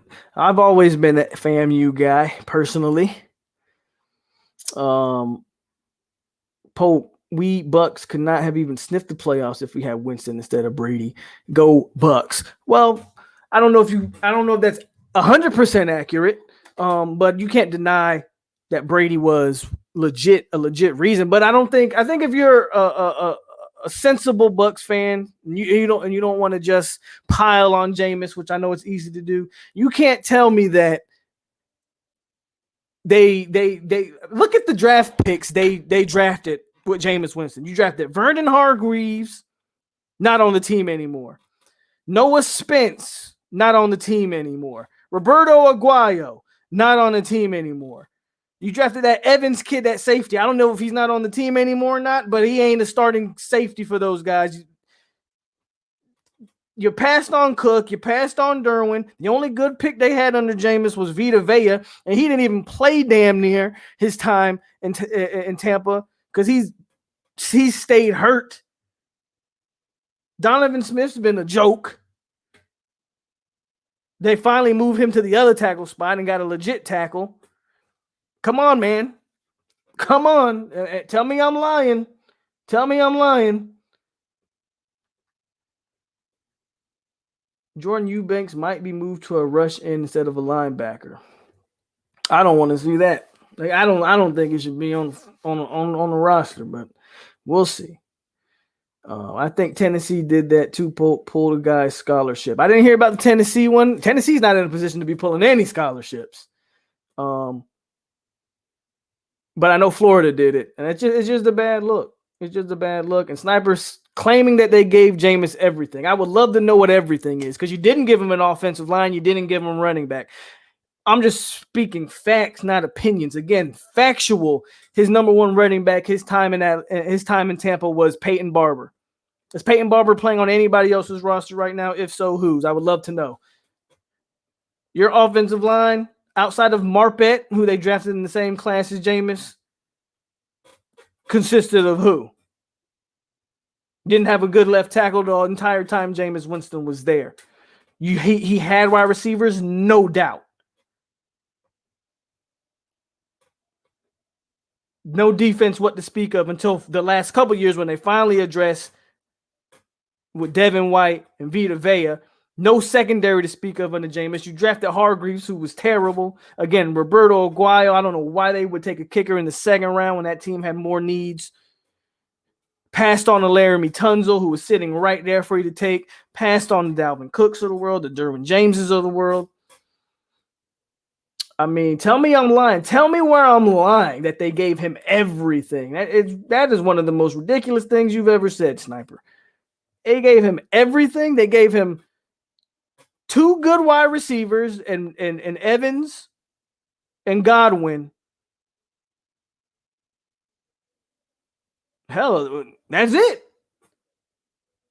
That's it. We had the same defense. You didn't have Winfield last season. No, you didn't have Winfield last season. And of course, Devin White was going to take a step this season.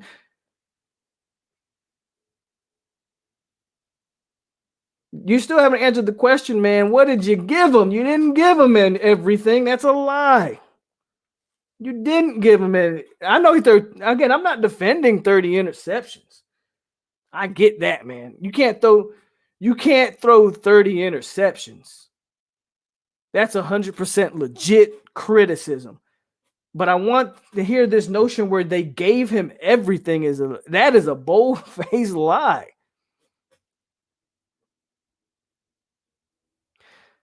I'm not saying Winston wins the Super Bowl. I want people to understand this, man. Y'all take what I'm saying and y'all are going, do I think Winston wins? I don't think Winston wins the Super Bowl. But his coach was Dirk Cutter, man. His defensive coordinator wasn't Todd Bowles for a majority of his time in Tampa. His coach was Dirk Cutter. Again, no offensive line, no running back, and no defense in his entire time in Tampa. Y'all are trying to tell me they gave Jameis everything? I guess.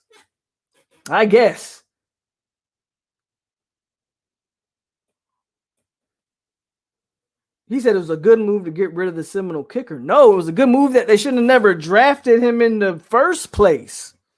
Again, Vernon Hargreaves, Aguayo, Noah Spence. I can name a bunch of guys that they drafted that first couple years of Jameis who aren't even on the team anymore.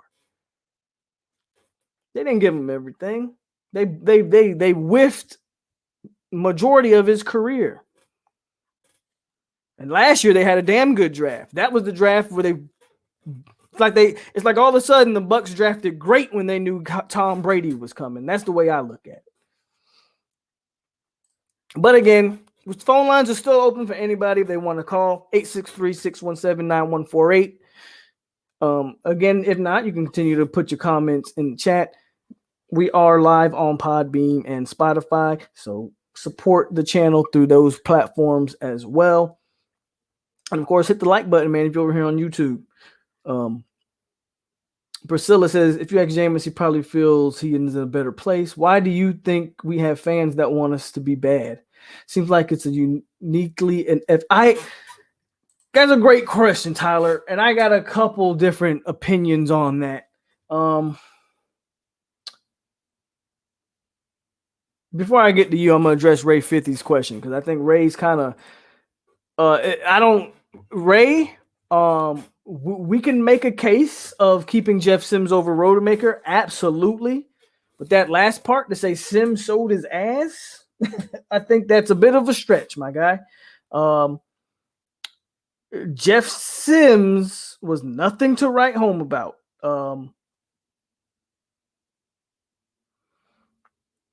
I just want to, if we just go over exactly what he did. He threw for less than 2,000 yards and threw 13 touchdowns and 13 interceptions. So I just want to point that out, man, before I get to Tyler's question. Then I see Sniper just typed up some bull. We gave him, I said you gave him Marpet. Okay, I already said that. Donovan Smith is not good. So you can cancel Donovan Smith. There's a reason why they had to address the left tackle position again, because if Donovan Smith was good, they wouldn't have moved him to right tackle. And even at right tackle, he's not that good. I said you gave him good wide receivers. So what are we talking about? What are we talking about? You said the exact same thing I said. You gave him one offensive lineman and you gave him some good wide receivers. That's it. Thank you. You didn't address the running back, like I said. You name again one guard, two wide receivers, and you did, like you said, you didn't give nothing on defense. Back to Tyler before I continue. I think this fan base has been split ever since Willie. What I think is, I think you have a portion of the base that really feels, and I felt like this, that Willie got shafted, that he didn't get a fair shake, so to speak. Coburn didn't help himself in that press conference when he fired Taggart, when he said 6 and 6 isn't good enough. Because when you put out a standard like that, and I'm not saying there shouldn't be a standard, but when you say that to the public, 6 and 6 isn't good enough. Okay, cool. You can't hire, and this is nothing against Norvell, but I've said this a million times, and I'm gonna keep the same energy. You don't pay $20 million for a buyout. Say 6 and 6 isn't the standard, and then don't go get a big name coach. Don't go get whoever, James Franklin, somebody that has done it at the Power 5 level, preferably in the SEC. But I'll take a Big Ten coach. Give me somebody that has just done it at an elite level. You didn't do that. You went and got Mike Norvell, and then Mike Norvell goes 3 and 6. So now then, how do you defend that? Coburn is our biggest problem right now at Florida State. He needs to be gotten rid of ASAP. I can't wait till we get the new president and a new athletic director, because that guy is ruining. He's been ruining the program. He's been ruining the program. But I think that is why the divide is. I think that's why people wish, so-called Florida State fans, I think that's why I don't want to say they root against Florida State, but I think, I don't know if it's a rooting against Florida State or if it's a, haha, look at your guy. You cut Willie, but, is there a race dynamic to it? Of course there's a race dynamic to it. We're not going to shy away from that over here. But I think it's just look at this. You fired our guy not even a full 2 years in, and look at what you got now. I think it's some of that. I think it's majority of that.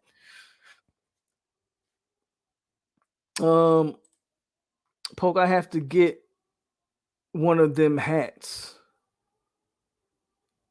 I got you, man. I got a couple extra of these over here.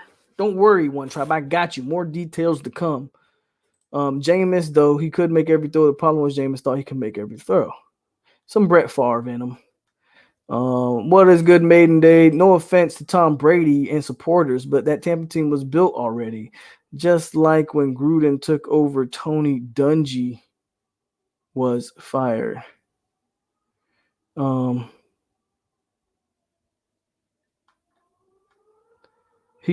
Rose chilling. This guy said, if you think Donovan Smith is a good tackle, then I really question anything that you know about football. I really question. Donovan Smith's a good tackle. That's what you're telling me. We got a new call in. I'm going to answer this in a minute. This man thinks Donovan Smith is a good tackle. Tyler.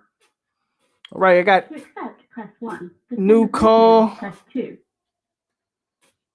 Go ahead. State your name. You on 863? Hey, how's it going, Paul? This is Tyler. Tyler, what is going on, man? Yeah, I had a question about this football-only facility. We've been, Florida State fans have kind of been talking about this football-only facility forever. And it's kind of come out now that we raised that $100 million that we've been looking for. So my question is, do you think after we get this football-only facility, is that going to change anything? Anything. I think look at what we're doing recruiting without it. I mean, Florida doesn't have one, and they're kind of fine. I think their issue is more so Dan Mullen recruiting than anything else. But this facility, I think it's a nice toy to show out there and say, hey, we got one too. Ultimately, man, I honestly believe winning football games is what changes everything. You know, I think it's a cool thing to have. It's a cool thing to show recruits. But at the end of the day, for me, and my belief is you got to win games. There are other teams that don't have that. You know what I mean? That do just fine. Yeah. Yeah, that's my biggest thing. I mean, I've been seeing people talk about this football-only facility for years, and now it looks like we kind of got the money for it. And I don't know. I just think winning games is way more important than having this nice facility. Sure, I mean, I agree with you. It's nice to have. Could it get us, a couple more recruits? Maybe. But I don't really think it'll show any sort of immediate impact. I don't know. No, I agree. I mean, Jimbo won without the dang thing. Like, I just think that again, I do think what I do believe is that college football is an arms race. So you do have to show that if you're not keeping up with the Joneses, so to speak, you do have the potential to get left behind. Again, that you rather have it than not have it. You rather a kid come on campus and say, man, this is nice, than to go to Clemson or A&M and be like, oh, Florida State doesn't have one of these. So I get that thought. But at the end of the day, if you're winning 9, 10, 11 games a year, everything will take care of itself. Yeah, I agree. All right, I just wanted to call in and show some support. Thanks, Tyler. I appreciate the love. Yep. All right, man. Have a good night. Go Noles.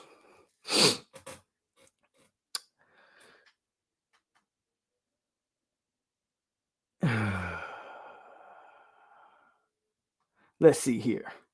Back to the chat. Sniper's going to die on this hill tonight. The postseason, he played against Chase Young, Trey Hendrickson, the Smith brothers. Chiefs only sacked Brady once, but yeah, Donovan Smith sucks. I can show you plenty of tape of Donovan Smith being less than stellar of a tackle. But again, he works best at the right tackle. You can't sit here and tell me Donovan Smith was a great left tackle by any means. But okay. Florida is building their facility as we speak. We kept Cutter because he's the best relationship with. That hire was for Jameis. Jameis didn't have no relationship with Cutter when they hired him. That's bull. Sniper, stop. Jameis didn't have any relationship with Dirk Cutter when they hired him. What they did was they moved on from a defensive coach in Lovie Smith and thought they were going to hire an offensive coach for Jameis. But the hire, why it was for Jameis, doesn't make it a good hire because it was for Jameis. Dirk Cutter's not a good coach. Any offensive coach could have built a relationship with Jameis. Jameis had no prior relationship with Dirk Cutter.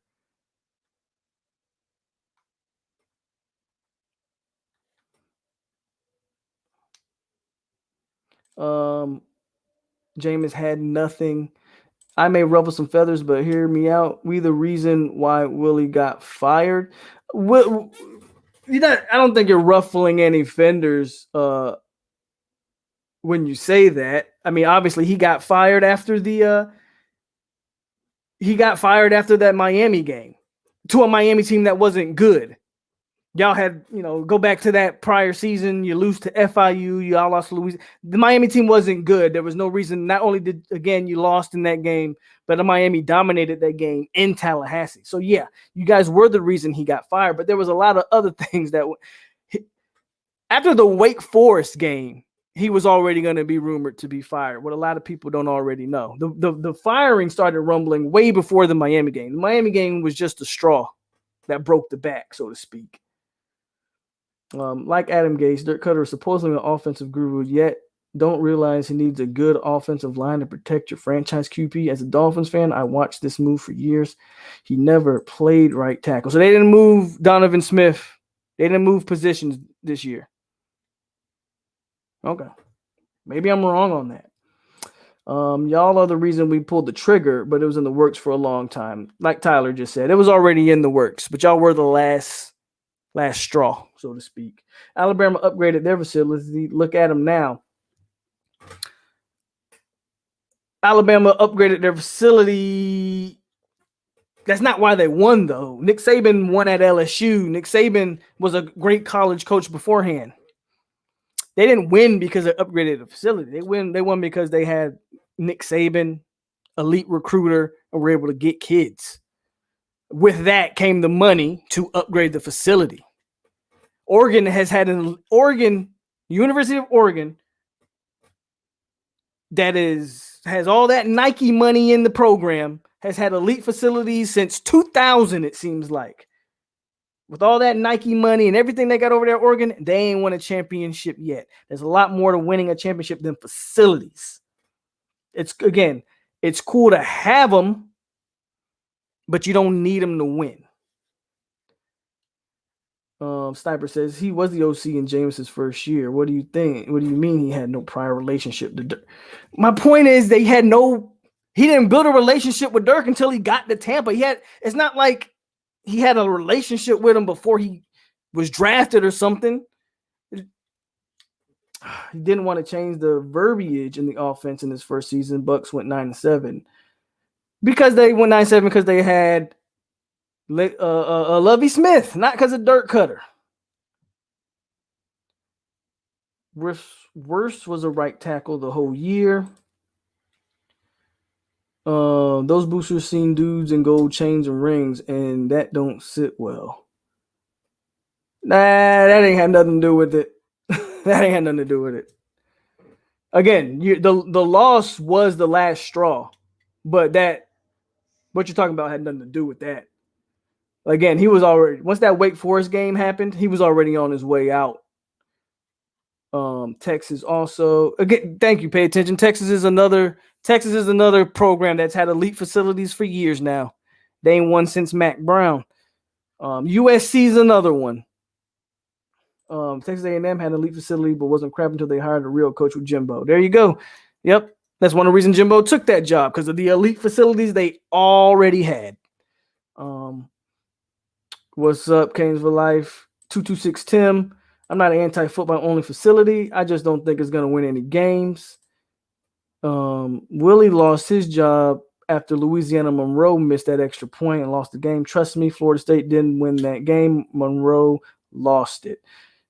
No, I said, Sniper, I said he didn't know Dirk until got to Tampa Bay.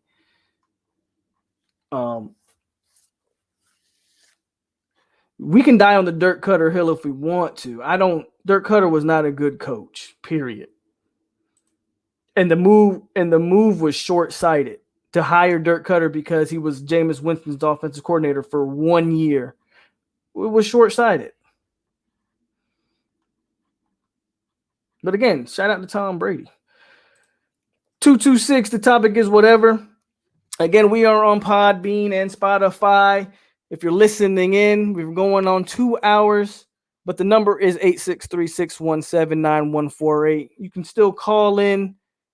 I'll probably keep the phone lines open for another 15, 20 minutes. So call in if you want to call in, ask your question, pick the topic. Me and Sniper are arguing about whether Jameis was given all the tools to be successful in Tampa. I don't think so. He does think so. And whatever else y'all want to pull up. Oregon's problem was they would get whipped in the trenches when they played out of conference teams in major bowls. We lost to FIU, but in my opinion, booster value bragging rights more than you know. But again, yes, you guys were the straw. But again, that move was in the works before Miami game.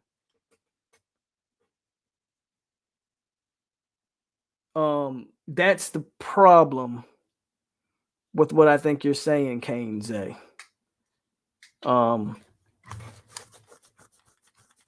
I get what you're saying about the bragging rights and all that, but that move was in the works far before that loss happened. So again, 863-617-9148. Go ahead.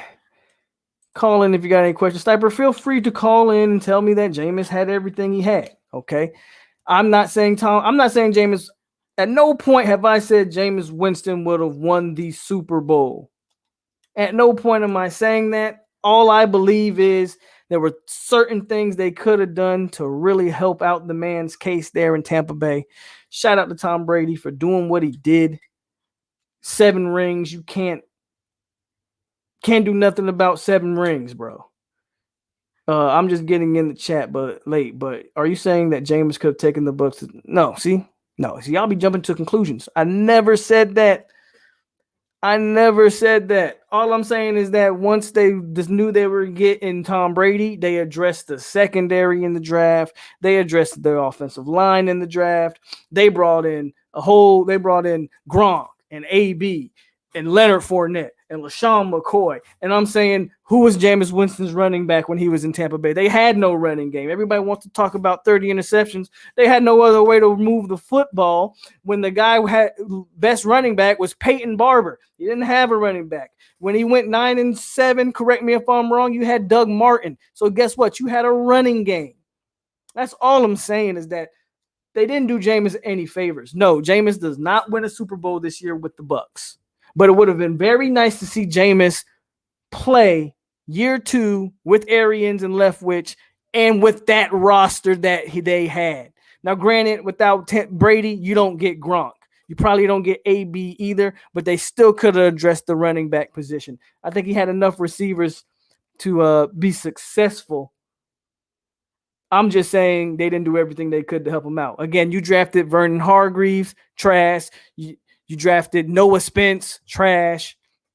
You drafted Roberto Aguayo when you could have used a 2nd-round pick to really bolster another position. That's all I'm saying, man. That's all I'm saying.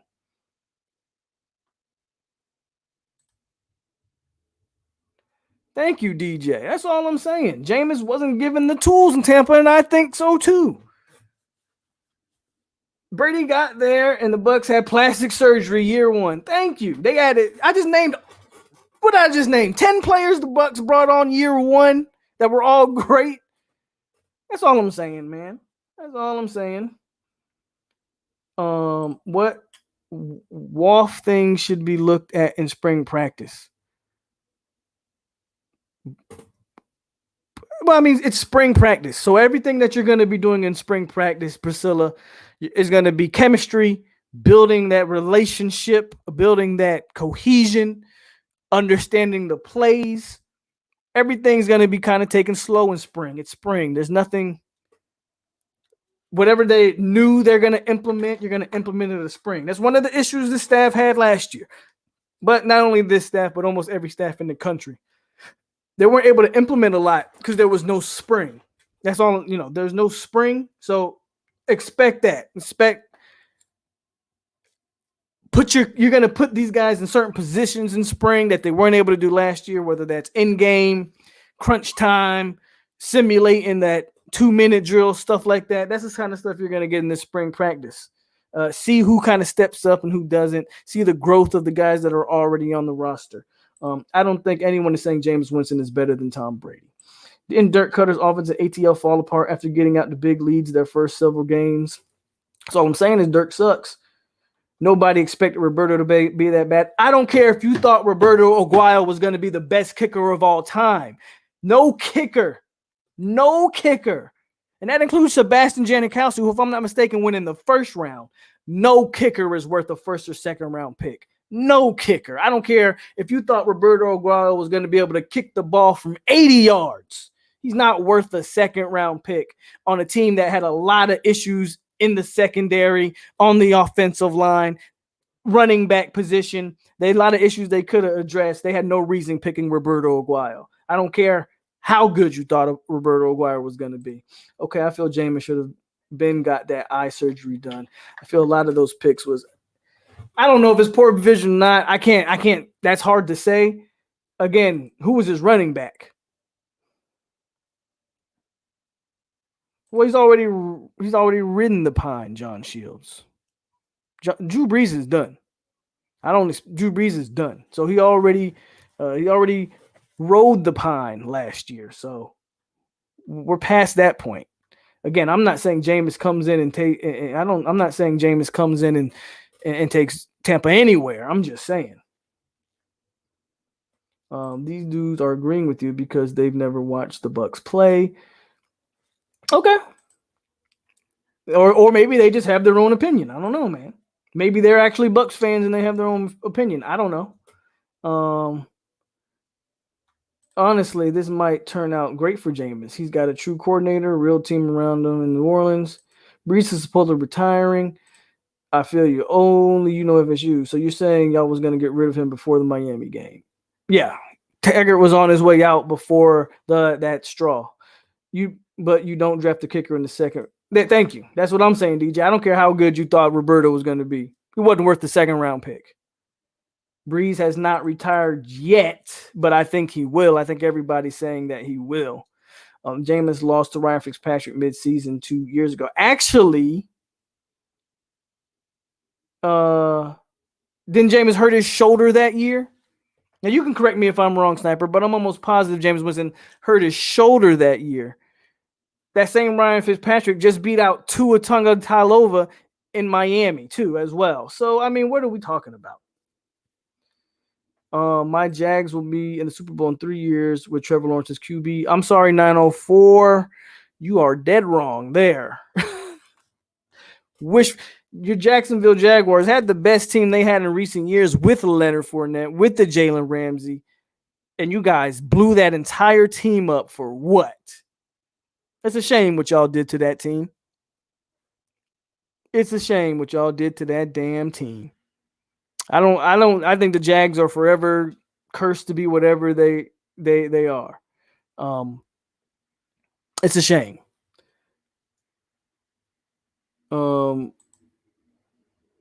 What up, Mike? And Sniper says, no, Jameis Winston lost his spot during the Bengals game after throwing 4 interceptions. He didn't, but he did hurt his shoulder that year, though, right? I'm just asking that he did hurt his shoulder that year. Jabbo was serving a suspension when Fitzpatrick took his spot. Try again. Was it a suspension or a shoulder injury? That's right. He served a suspension because of the stupid thing with the Uber driver.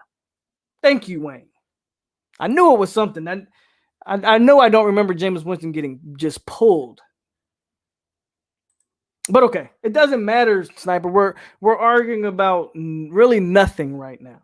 Okay? Again, I never said the man was the savior. I just said he needed a better opportunity in Tampa. That they didn't do again, like I think it was who said it? Let me scroll up. Like DJ said, once they realized they were getting Tom Brady, the Bucs had plastic surgery year one. They addressed all these needs that they didn't address for years. And you have yet to address that, Sniper.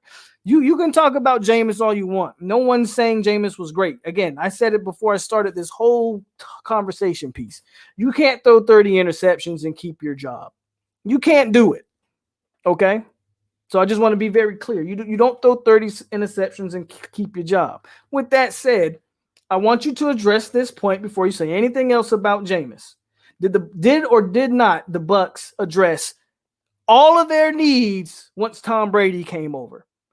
Offensive line, running back, added even more receivers, addressed the secondary in the draft. Did they not do all of that they failed to do beforehand?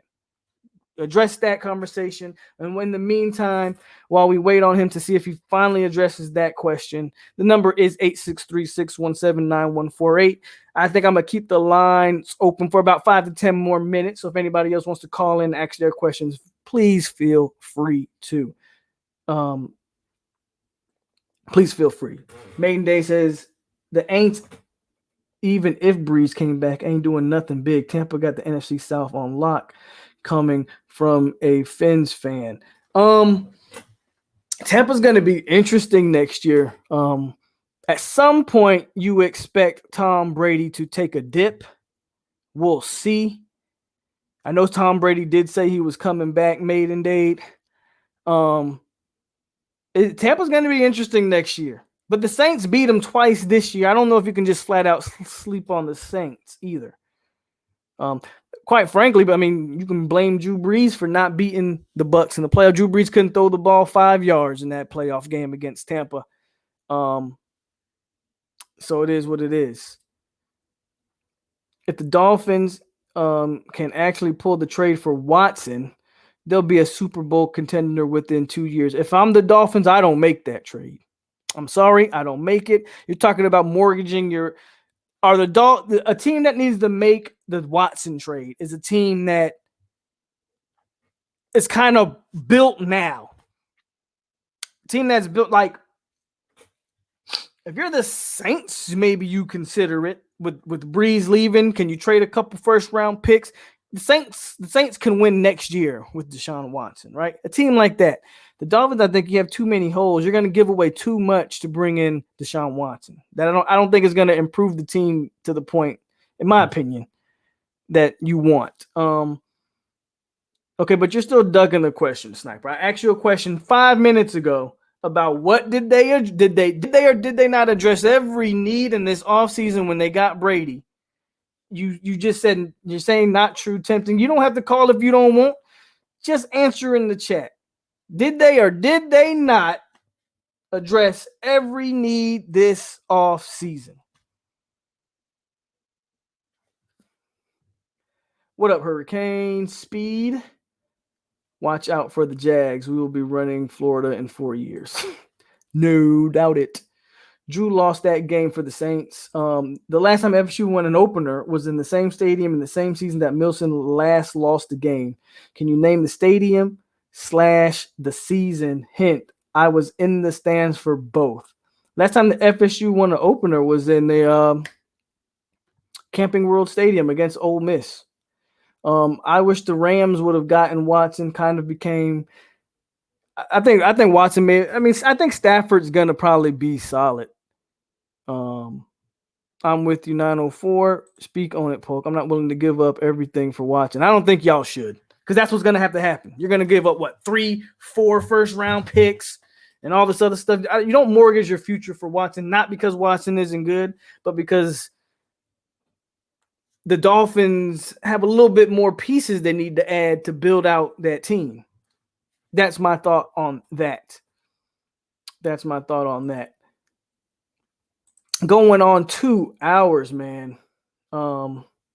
Fins need to build around Tua then. I don't know. I don't watch the Dolphins, so I'll leave it to the Dolphin fans. But why are they giving up on Tua so quick?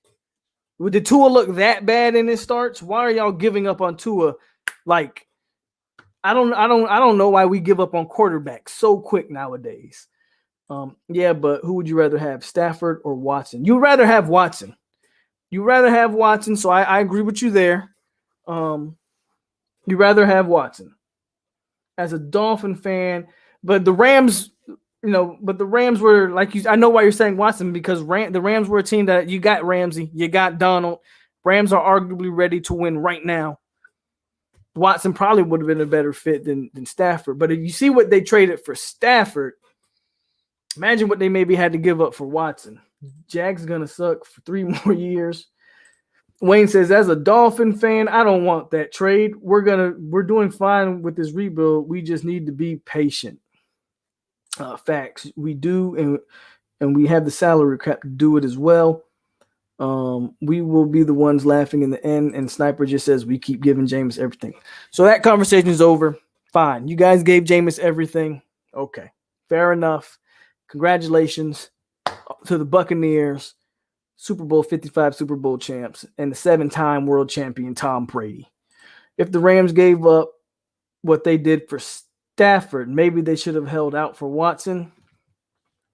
I've heard some rumblings of Wentz maybe to New England or Wentz to Chicago, which I think would be stupid of the Bears. Go Bucs. Last time we won, I was still playing at Utah State. Peter Shields is in the building. Tyler's telling Sniper to call in. Miami fans going to be patient for the next 10 years because he didn't throw the deep ball and Fitz had to relief pitch when he looked bad. But see, that's the funny thing about Tua that I think a lot of people were saying when Tua came out of college is that he didn't throw the deep ball like that. All those phenomenal wide receivers Alabama had made Tua look fairly good, didn't it? When is our next basketball game? Our basketball games were canceled. So that's a great question. When the next Florida State basketball game is. Matter of fact, I know we had our next 3 games canceled, or not canceled, but postponed, or something like that. I'm gonna look it up now. I'm gonna see. They had them postponed or rescheduled or something like that, which I find interesting. FSU has been pretty consistent with their COVID protocols, looks like to me, including, the basketball team, which is a good team. They still don't hesitate to cancel or push games. Our next game, so Boston College to be determined, Virginia Tech to be determined. Looks like our next game isn't until February 13th. That looks like the next game. OG Kane, what up, Polk? Just stopping by, showing some love. FSU and boxing, brother. Big Tampa later, bruh. No, he didn't look bad. You had Chang Gailey, 1900 offense, and his favoritism towards Fitzpatrick hurt Tua's growth. Tua is fragile like glass. Because the Dolphin fans want instant gratification, even though history shows that it never works out for us. In fact, it falls flat on its face. Be patient with Tua, man. Be patient with Tua. Later, OG. Bears screwed up by taking Trubisky over Watson and Mahomes? Absolutely. Fitzpatrick is garbage. Had nothing to do with deep ball nonsense. Clearly fan base nonsense. That's typical down here, both football programs. To me, he played as well as the person who had a career-threatening injury just a year ago. Rumblings on those game day and offensive tackle commit may be transfer. I need to check that out. So I'm going to go ahead and close the phone lines here. But thanks to those who did call in. First little call in was, it went solid. Hopefully more people, participate next time. But I thought it was good since we went on 2 hours. Again, we